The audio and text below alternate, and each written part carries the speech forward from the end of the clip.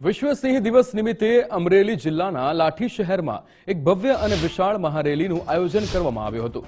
આ રેલીમાં કલાપી હાઈસ્કૂલ અને સંઘવી ગર્લ્સ સ્કૂલ સહિત તાલુકાભરની અનેક શાળાઓના અંદાજે 4000 જેટલા ઉત્સાહી વિદ્યાર્થીઓએ ઉત્સાહભેર ભાગ લીધો હતો।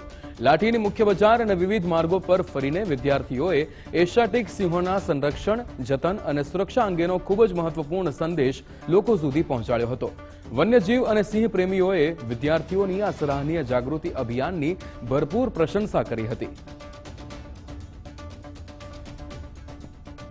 લાઠી તાલુકાના તમામ સ્કૂલોએ એક જગ્યાએ એકત્રીકરણ થઈ અને મહારેલીનું આયોજન કરી અને મહારેલી ગામના આખા લાઠી તાલુકામાં રેલી કરી અને વિદ્યાર્થીઓ એક સિંહ સંરક્ષણ બાબતેનો મોટો મેસેજ આપવામાં આવેલ છે।